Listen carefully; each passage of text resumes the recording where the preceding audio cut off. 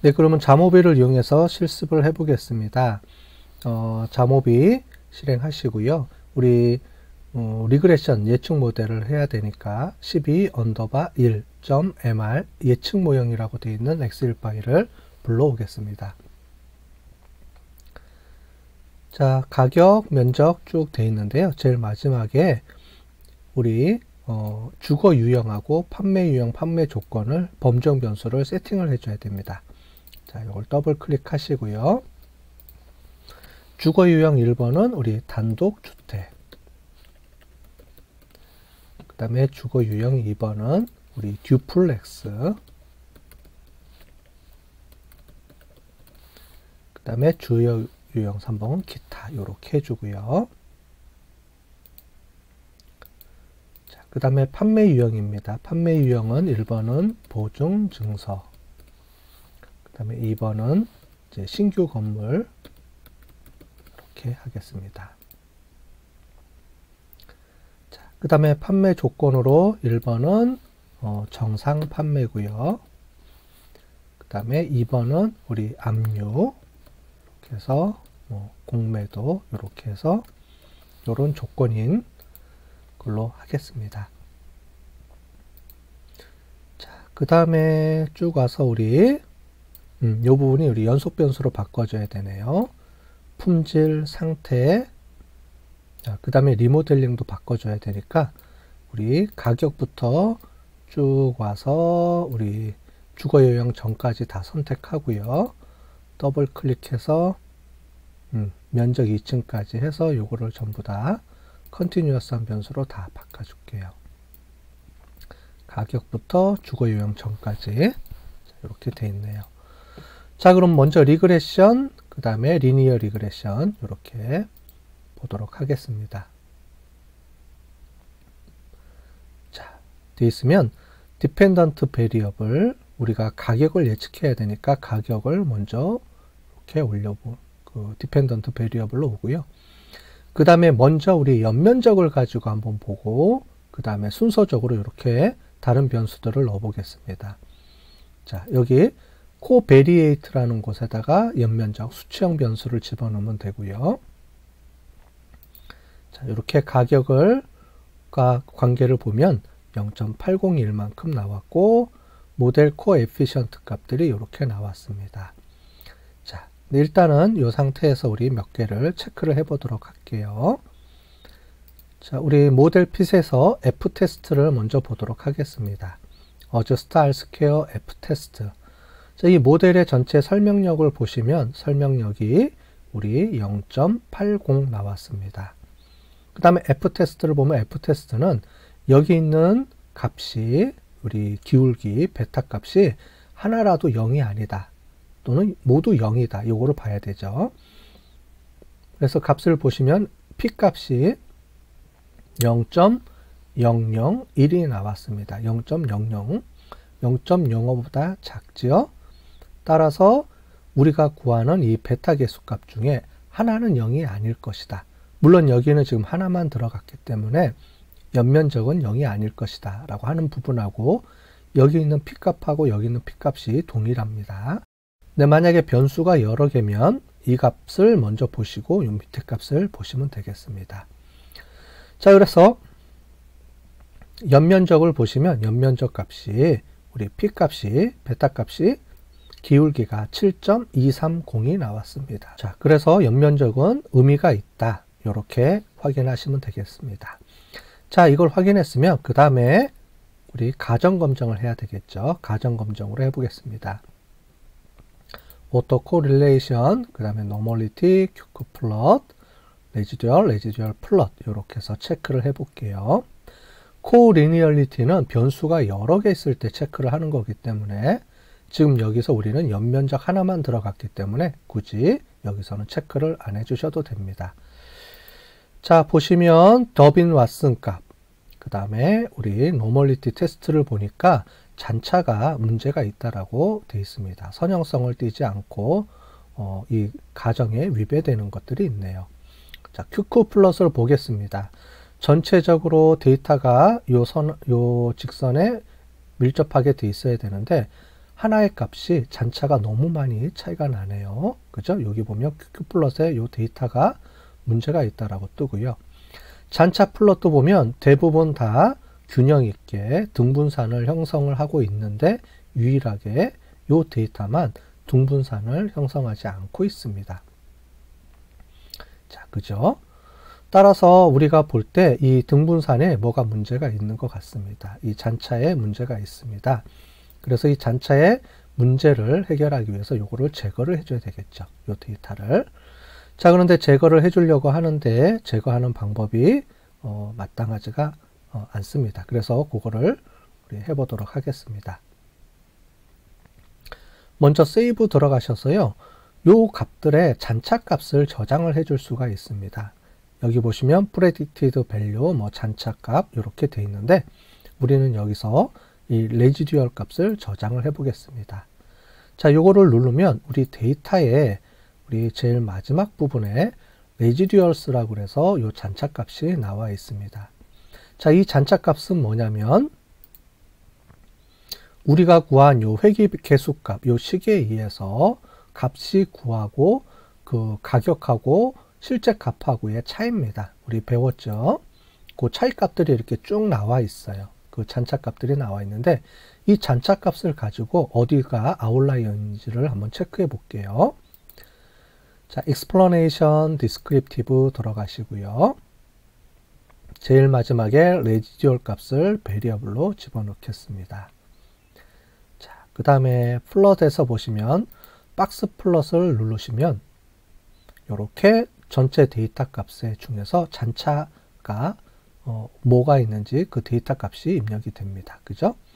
또는 여기 보면 노멀리티 체크를 해주시고 아웃라이어를 이렇게 체크를 해주시면 전체적으로 가장 큰 아웃라이어 값이 같이 보여집니다. 그래서 요 아웃라이어 익스트림 아웃라이어 값하고 요거랑 같이 비교해 보시면 가장 큰 게 121번 데이터입니다. 여기 보면 121번 데이터가 잔차들이 다른 거에 비해서 엄청나게 크게 8배 이상 크게 나오네요. 그죠? 자, 데이터 들어가셔서 121번입니다. 자, 들어가셔서 121번 제일 마지막 걸 거예요. 제가 일부러 이 데이터를 집어넣은 겁니다. 우리가 연습하기 위해서 이 데이터를 우리 필터 처리해 줘도 되는데 굳이 필터 처리하지 마시고 딜레이트 처리해 주겠습니다. 자, 로 딜레이트 해 줄게요. 자, 그러면 익스트림 값에서 보시면 이제 크게 아웃라이어가 이제 안 생길 거고요. 자, 여기서 보시면 요 값들도 보면 전체적으로 등분산을 형성하고 있는 것을 볼 수가 있습니다. 그죠? 등분산.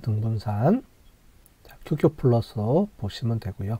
지금 이거는 이전 그래프이기 때문에 요거는 무시하셔도 될 것 같아요. 자, 그래서 레지듀얼 플롯을 다시 끄고 다시 보고 싶으면 다시 체크를 해주시면 이 값이 다시 나오네요. 자, 조정이 그러니까 수정이 안 되네요. 자, 버그인 것 같습니다. 예, 이게 수정이 원래 잘 돼야 되는데 수정이 안 되게 나오네요. 자, 여기 보시면 우리 더빈 왓슨 값에 보시면 1.8 이상 나왔고요. p-밸류 값도 0.05보다 크게 나왔죠. 그래서 다중공손성이 존재하지 않는다. 이렇게 보시면 될 것 같고요. 그 다음에 노멀리티 테스트 보면 사피로 테스트에 보시면 잔차의 정규성이 검증이 됐습니다. 잔차의 정규성도 검증이 됐고 잔차의 우리 그 등분산성도 검증이 됐습니다. 자, 요걸 보시고 이렇게 체크해 주시면 될 것 같아요. 자, 그러면 두 번째 여기 있는 데이터들을 한번 다 넣어 보겠습니다. 자, 품질부터 해서 다른 수치형 변수들을 한번 다 넣어 볼게요. 자, 됐죠? 자, 그러면 전체적으로 보겠습니다. 모든 수치형 변수들을 다 집어넣는데 우리 이렇게 모델 값을 보면 모델 핏 테스트에서 전체적으로 값이 나옵니다. 자, 이 f 값의 의미는 말씀드린 것처럼 이 여기 있는 변수들 보니까 하나, 둘, 셋, 넷, 다섯, 여섯, 일곱, 여덟, 9개 변수네요. 9개 변수가 모두 0이다. 즉 아무것도 과격하고 관련이 없다라는 귀무가설이 채택될 수가 없게 돼 있네요. 그죠? 모든 변수들은 0이다라는 귀무가설이 기각됐습니다. 왜냐하면 p-밸류 값이 0.05보다 크죠. 따라서 0.05보다 작죠. 작기 때문에 여기 있는 변수들 중에 하나라도 0이 아닐 것이다. 가격하고 연관성이 있을 것이다. 라고 보는 겁니다. 자, 요 p-밸류가 0.05보다 작으면 여기 있는 연면적부터 요 밑에 있는 변수 값들 중에서 p-밸류 값이 0.05보다 작은 게 하나라도 있다는 얘기입니다. 한번 우리 체크해 볼까요? 자, 연면적은 0이냐라고 물어봤는데 p-밸류 값이 0.05보다 작죠. 따라서 연면적은 0이 아닙니다. 0이 아니고 6.526만큼의 값을 갖고 있습니다. 자, 품질도 여기 보시면 0.007이고요. 자, 근데 상태는 0.05보다 크죠. 따라서 상태는 가격하고 전혀 관계가 없는 것으로 나타났습니다. 자, 그래서 이걸 보면 연면적, 품질, 그 다음에 건축 연도, 지하 면적, 요 하나, 둘, 셋, 네 개만 가격하고 연관성이 있게 나왔습니다. 자, 더빈 왓슨 값에서 오토 코릴레이션 문제가 없고요. 노멀리티 테스트도 문제가 없게 나왔습니다. 자, 여기서 하나 코리니어리티 테스트를 해볼게요. 다중공선성. 그래서 여기 있는 9개의 변수들 중에서 서로 중복된 변수가 있는지 체크를 해봤더니 VIF, 톨러런스 값이 전반적으로 큰 무리가 없는 것으로 나타났네요. 자, 따라서 이것도 문제가 없고요. 자, QQ 플롯 수정이 됐네요. 그죠? 수정됐고 잔차 다 문제가 없이 나왔습니다. 따라서 여기 보시는 것처럼 전체적으로 보면 잔차의 등분산성, 그 다음에 잔차의 정규성, 그 다음에 정규성 요거는 같이 연동이 됩니다. 그 다음에 코리니얼리티, 그 다음에 오토 코릴레이션 모두 다 검증이 됐기 때문에 우리가 구한 이 식은 회귀 분석의 이 회귀식은 또 회귀 분석 값은 우리가 그 통계적으로 검증이 됐기 때문에 해석하는 데 문제가 없습니다. 이렇게 해석할 수가 있겠습니다. 그죠?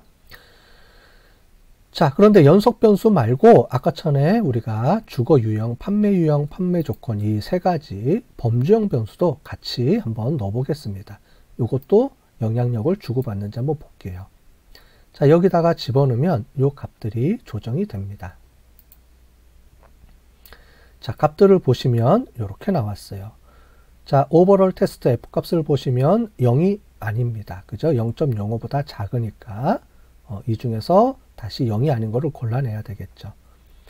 자, 요 값들이 들어가면 다시 요 전체적으로 수식이 좀 변경이 됩니다. 영향력을 서로 미치기 때문에. 자, 연면적 다시 봤더니 연면적 오케이.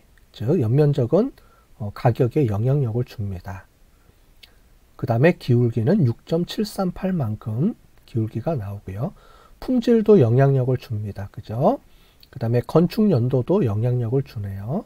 리모델링 연도는 영향력이 없습니다.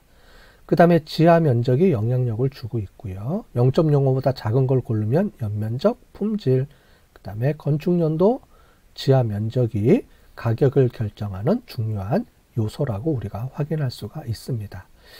자, 그 다음에 주거 유형을 보시면 주거 유형은 우리가 더미 변수 처리해 준다라고 그때 설명을 드렸습니다. 앞에서.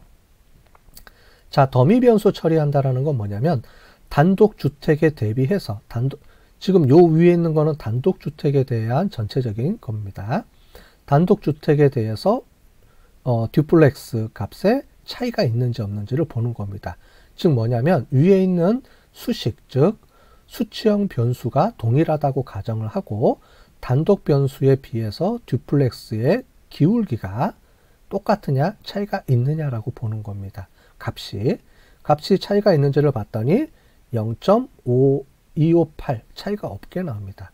자, 요거는 우리 T테스트라고 보시면 됩니다. T테스트처럼 이 두 개 듀플렉스하고 단독주택에 따른 가격의 변화가 없었습니다. 자, 그래서 그 다음에 단독주택하고 기타하고의 관계성에서도 보니까 관계가 없게 나오네요. 즉 주거 유형은 우리가 회계 분석하는데 가격에 크게 영향을 주지 않는 변수로 나타났습니다. 자, 판매 유형도 보면 보증증서와 신규 건물 간에는 가격이 차이가 나느냐 봤더니 차이가 없게 나왔습니다. 자, 요것도 차이가 없네요. 즉 우리가 봤던 이 범주형 변수인 주거 유형, 판매 유형, 판매 조건은 다 차이가 없게 나타나고, 아까처럼 우리가 봤던 연면적하고 네 가지만 차이가 있게 나타났습니다. 자, 그래서 요거를 쓸 때 요 값을 우리가 이용을 해서 보고서를 우리가 만들어 주시면 되겠습니다. 자, 보고서를 만들어 주는 거를 우리가 해볼 텐데, 그 전에 이렇게 결과를 가지고 보고서를 쓸 수도 있고요. 또 경우에 따라서는 값이 의미가 없는 것들은 이렇게 제거해 주는 경우도 있습니다. 예를 들면 이렇게 제거해 주고, 자, 우리 차고 면적도 제거해 주고, 지하 면적, 리모델링 연도 제거해 주고,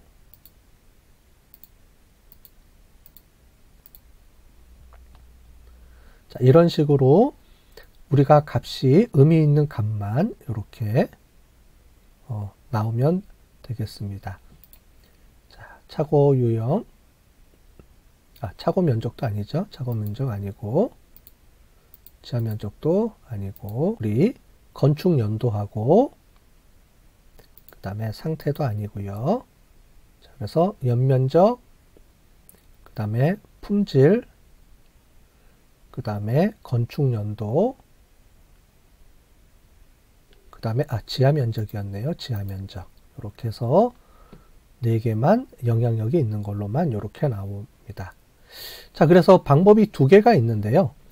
의미가 없는 변수들을 다시 빼고 실제로 우리가 찾았던 의미가 있는 변수들만 이렇게 포함을 해보면 이 에스티메이션 그 기울기가 조금 변합니다. 약간씩 조금씩 변하는데 이 값을 이용을 해서 예측 모형에 사용하는 경우도 있고요. 아니면 우리가 전체적으로 봤던 제일 마지막에 다 집어넣은 모형으로 우리가 예측 모형으로 삼는 경우도 있어요. 경우가 2가지가 있는데 2가지 중에 필요한 걸로 여러분들은 사용하시면 될 것 같습니다. 자, 그러면 결과 보고서로 한번 정리하는 방법을 해보도록 하겠습니다. 자, 결과 보고서입니다. 자, 결과 보고서에서 중요한 변수만 골라내주면 됩니다. 자, 주택가격에 영향을 주는 요인을 분석한 결과, 자, 우리 연면적하고요. 그 다음에 품질하고, 그 다음에 건축연도, 그 다음에 지하면적. 요 4개만 p-value 값이 0.05보다 작기 때문에 0이 아닌 걸로 나타났고요. 나머지 값은 다 0으로 볼 수 있습니다. 요 값을 해석해 주면 안 되고요. 다 0이다 라고 보시면 될 것 같아요. 그래서 유효한 결과를 나타내 준 거는 요 4개입니다. 자, 이렇게 써주면 되고요. 그 다음에 요 4개에 대한 값들을 우리가 수식으로 표현해 주면 이렇게 가격을 결정해 줄 수가 있겠습니다. 그죠? 요 가격으로 이렇게 총 4개의 가격으로 나오면 되겠죠. 요 값들은 이렇게 쓸 수도 있고, 우리 아니면은 이걸 다 제외해 준 최종 요 필요한 값만 정리해 준 엑셀 표로도 우리 회계 분석 표로도 정리해 주실 수가 있을 것 같아요. 그렇게 하면 요 가격에 대한 요 값들을 우리가 다 집어넣으면 결국은 요 가격을 우리가 예측해 줄 수 있는 모형이 만들어집니다. 자, 그러면 우리 리그레션 예측 모형에 대한 것을 마치도록 하겠습니다.